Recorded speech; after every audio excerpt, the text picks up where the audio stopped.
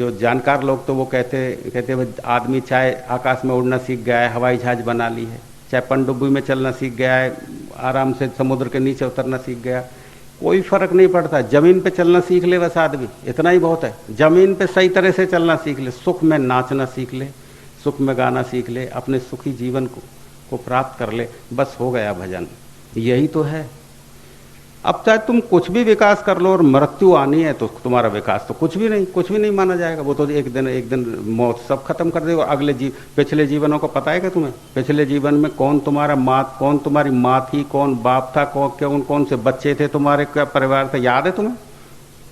किसी को भी याद हो तो मुझे बता दो कि भाई ये मेरा गाँव था, ये मेरे माँ बाप थे और ये मेरे बच्चे थे। और तुम जैसे अब अपने बच्चों को और माँ बाप को प्रेम करते हो, ऐसे ही पिछले जन्म में जरूर किया होगा। कोई ऐसे तो माँ बाप है ही नहीं, ऐसा कोई है ही नहीं जिसने अपने परिवार को प्यार न किया हो। लेकिन इस जन्म में तुम्हें कुछ भी याद नहीं। अब भी तुम चाहे कितना ही कर लो, अगले जन्म में कोई और ही माँ बाप बन जाएंगे और ही बच्चे हो जाएंगे। इनका याद ही नहीं रहेगा कि पहले कोई बच्चे भी थे, कोई माँ बाप थे। अब तो पिछले जन्म का याद नहीं तो अगले जन्म कैसे याद रखोगे? हाँ, यदि तुमने अपनी आत्मा को जगा लिया, ये जरूर तुम्हारे मरने के बाद भी साथ रहेगा। तो जो ज्ञान, जो प्रेम तुम्हें मृत्यु के पार ले जाता हो, वो सर्वश्रेष्ठ ज्ञान है। और जो मृत्यु के नीचे का ज्ञान है, चाहे वो कितना ही बड़ा ज्ञान हो, चाहे तुम्हें किताब रटी हो, संस्कृत का ज्ञान हो, अंग्रेजी का ज्ञान हो, चाहे तुम कुछ भी जानते हो, इतने बड़े वैज्ञानिक हो, चाहे मंगल ग्रह और भी कितने ऊंचे पहुंच गए हो, चाहे समुद्र में उतर गए, आकाश में उड़ गए, कुछ भी कर लिया हो तुमने, और तुमने अपने हृदय को नहीं जाना तो कुछ नहीं जाना, बेकार। क्योंकि वो तो मृत्यु सब कर देगी चौपट। मृत्यु के पार जाना जो जाने, मृत्यु के पार उतरना जो जाने कि भाई मैं जीते जी, ये मृत्यु नहीं बैठा जो तुम जानते हो कि भाई जैसे आदमी सने सने करके बचपन है, फिर जवानी आ गई, फिर बुढ़ापा आ गया, फिर मर गया। ये मृत्यु की बात नहीं कर रहा मैं, ये सबको आनी है, वो तो संत महात्माओं को भी आनी है, वो तो सब जाएंगे।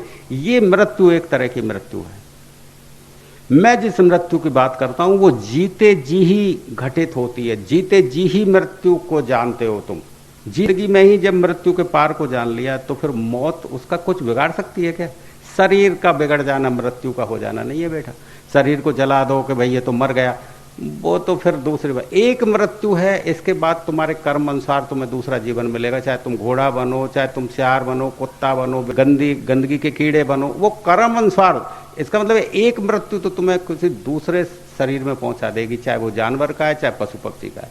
लेकिन जिस मृत्यु की मैं बात करता हूं, वो मृत्यु होने के बाद फिर तुम्हें एक नया जीवन अवतरित होता है। वो जीवन जो है, मैं उस जीवन की बात करता हूं कि ये जीवन है, ये अधूरा जानकारी का जीवन है, ये मन की अधीनता का जीवन है ये।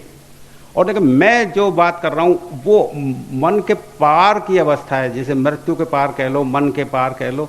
उस जीवन को जानने के बाद आप पूरा जीवन जान पाते हो। नहीं तो अधूरा जीवन को जानने वाला आदमी फिर बार बार जन्म और मृत्यु के चक्कर में फंसता है। आधा अधूरा कहीं का नहीं होता, ये तो आपने सुनी होगी बात कि आधा अधूरा होता है, वो कहीं का नहीं होता। क्यों कहीं के क्या? इस जन्म में तो आप मनुष्य, अगले जीवन में कुत्ता बन गए, बिल्ली, फिर अगले जीवन में कुछ और बन गए। 84 लाख योनि में जाते रहो। एक एक योनि की उम्र बेटा ऐसा मत समझ लो एक एक दिन की है, हजारों हजारों वर्ष की भी योनियां हैं। वृक्ष बन गए तो वृक्ष हजारों वर्ष तक रहो, कीड़े मकोड़े बन गए तो ऐसा नहीं एक एक दिन। 84 लाख योनियों का मतलब है करोड़ों जीवन इनमें भोगते रहो, इसी में चलते रहो। तो आधा अधूरा जो है वो बार बार जन्म पाता है। और जिसने देख लिया कि भाई ये जीवन है, और जो मैं बात कर रहा हूं जिस मृत्यु को जीते जी जान लिया, तो फिर आधा और आधा दोनों मिलकर पूरा हो गया। फिर तुम पूरा जीवन के जानकार हो गए, फिर तुम्हारी पूरी जानकारी हो गई। और जब पूरी जानकारी होती है तब तुम होते हो पूर्ण पुरुष। पूर्ण पुरुष किसे बोलते हैं? जो दोनों पूरा जीवन जान ले। इस जीवन को, मन के निचाई वाले जीवन को भी जाने और मन के पार वाले जीवन को भी जाने, उसे बोलते हैं सत्पुरुष। बोलो, पूर्ण पुरुष बोलो, जो शब्द देना चाहो दे लो। महापुरुष बोलो, महापुरुष, पूर्ण पुरुष, सत्पुरुष, क्या बोलते हो वो तुम भाषाओं में मत फंसना बेटा। ये भाषाएं तो उलझाती हैं, भाषाएं तुम्हें इधर से उधर डुला देती हैं। अभी तुम कोई भाषा में फंस गए तो उसके तर्क इकट्ठे कर लोगे, महफिलें बैठ जाती हैं तर्क करने के लिए।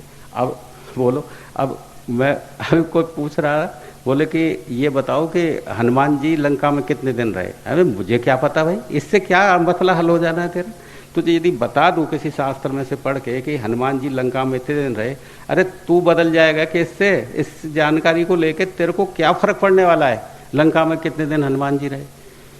इस सवाल का जवाब देखो, रावण की नानी का क्या नाम था। अरे इनकी कोई ज्ञान है, ये इसको ज्ञान बोलते हैं। इंफॉर्मेशन है, ये सूचनाएं कितनी इकट्ठी कर लो, इस सूचनाओं का नाम ज्ञान नहीं है। इससे कोई मसला हल नहीं होने वाला है।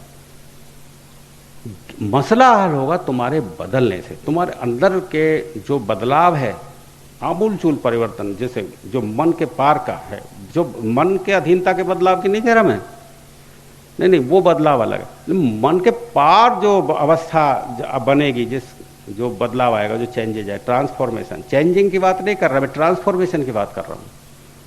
चेंजिंग चीज अलग है। चेंजिंग का मतलब होता है मन के नीचे नीचे के बाद। ट्रांसफॉर्मेशन कोई चीज है, तुम ही ना रहो, कुछ और हो जाओ। तुम कहो कि यार अब कुछ और हो गया, मैं एक क्षण में ही कुछ और हो जाए। बरसों नहीं लगते ट्रांसफॉर्मेशन के लिए, ऐसा नहीं था कि बरसों लगे हो। जैसे हनुमान जी ने जब राम जी को देखा, पर्वत से नीचे उतर के आए, तो एक क्षण में ही पहचाने थे वो, एक क्षण में ही। वो तो पंडित का भेष बना के गए थे उनको परखने के लिए, लेकिन राम जी के जब ऊर्जा हनुमान जी को टकराई, तो टकराते ही वो तो तुरंत ही पहचान गए कि ये तो कोई सत्पुरुष है। तो एक क्षण में ही हनुमान भक्त बने थे बेटा, ये ध्यान रखना। नहीं, पहले तो भक्त थोड़ी थे हनुमान जी, पहले तो भक्त बने राम जी की शरण में आने के बाद, एक क्षण में ही वो। तो जैसे गोस्वामी महाराज लिखते हैं ना कि उमा मरम ये काहू न जाना, के वो कहते हैं शंकर भगवान कि हे पार्वती, ये मरम की बात तुझे बताऊं मैं आज, कि उमा मरम ये काहू न जाना, क्षण में प्रकट भई भगवान। तो क्षण में, जब शास्त्रों में लिखा है कि क्षण में हो सकता है, तो उसके लिए समय लगाने की जरूरत थोड़ी है। शास्त्र में लिखा है क्षण में, यानी एक क्षण में उसकी सदगुरु की ऊर्जा टकराई, बस एक क्षण में ही तुम नहीं रहोगे, तुम कहोगे कुछ और हो गया। ये क्या हुआ एकदम से, एक क्षण में ही बस हवा लगी, फट से हुआ एक क्षण में ही। तो उमा मरम ये कहे, मरम की बात बताता हूं तुझे हे पार्वती, क्योंकि पार्वती जागृत तो थी नहीं, वह केवल शंकर थे जागृत। पार्वती जागृत होती तो ऐसी बातें करने की जरूरत नहीं थी। बातें तभी हो सकती हैं जब एक जानकार हो और एक अनजान हो, तभी बातें आगे बढ़ेंगी। अब यदि दोनों व्यक्ति जानकार हो तो फिर बातें करने क्या मतलब है, उतना ये जान रहा उतना मैं जान रहा हूं, फिर फालतू बातें होती हैं, इधर उधर की बातें कर ली, बस वो भी समझ गया वो भी समझ गया, भाई इतने में हो गया। तो पार्वती यदि जानकार होती तो शंकर जी को इतना कहने की जरूरत ही नहीं थी कि पार्वती में राज की बात बताऊं, तो खुद ही जानकार होती। वो जानती नहीं थी, तपस्विनी थी पार्वती, आत्मज्ञानी नहीं थी। तो उनको बताया कि हे पार्वती देख, ये आत्मज्ञान तो क्षण में भी हो सकता है, यदि सदगुरु का प्रेम टकरा जाए, जैसे कबीर को टकराया रामानंद जी का, क्षण में हो गया। तो घट से टकरा जाए तो क्षण में प्रकट भय भगवान, क्षण में भी वो उद्घाटन हो जाता है, उद्घाटन होता है। क्योंकि ऐसा नहीं है कि कहीं से भगवान आना है तुम्हारे अंदर, ऐसा नहीं है। परमात्मा तुम्हारे अंदर है बेटा, उद्घाटन होना है, सिर्फ अंदर है वो ढकी हुई कोई चीज है, जैसे तो ढकी हुई है, आप प्लेट को उघाड़ दें आप, तो आप कहेंगे कि यार ये तो मेरे ही अंदर था। अरे तो तुम्हारे अंदर था, लेकिन जन्मों जन्मों चलते रहो तो उघाड़ो ही नहीं, तो वो उसका होने का क्या मतलब है। 84 लाख योनि भोगी, फिर 84 लाख और उघाड़ने को तैयार ही नहीं, और तुम कहते रहो परमात्मा तो घट घट में बैठा है हमारे अंदर परमात्मा। तो ऐसे कहने से तुमको क्या परमात्मा मिल गया? लेकिन दूसरों के सामने जीतने के लिए कहते हैं अरे कण कण में भगवान है, भगवान तो हमारे अंदर भी है, तुम्हारे अंदर भी। अरे तो वह उघाड़ो तो सही, उघाड़ तुम्हारे अंदर है तो तुमको पता है तुम्हारे अंदर है। वो तो किसी संत महात्मा के मुंह से ही तो सुना है तुमने कि तुम्हारे अंदर भगवान है। तुमको पता लगता है कि भगवान है तुम्हारे अंदर, तुमको पता लगा हो आज तक तो बताओ। मैं तुमसे कहूँ, कहते भाई आत्मा तो हमारे अंदर है, बताओ कैसे रंग की है, खाए बैठी है, बताओ लाओ। तुम्हारे अंदर आत्मा है तो बताओ खाए आत्मा कैसे रंग की है, क्या खाती है, क्या पीती है, तुम बता सकते हो? अब किसी सत्पुरुष के मुंह से ही तो सुनिए कि आत्मा अंदर है, परमात्मा अंदर है, सुना तो है। लेकिन जब तक तुम उसे जानोगे नहीं, उसको उघाड़ोगे नहीं, तो कैसे पता लगेगी? वो तो बंद है, तुम्हारे कर्मों ने तो उसको बंद कर दिया। आपके कर्म जो है वो ऐसे हो रहे हैं उल्टे सीधे, तो उनको तो बंद कर दिया, अब वो खुले कैसे? अब वो सदगुरु की नजर पड़े तो वो खुले, नहीं तो नहीं खुले।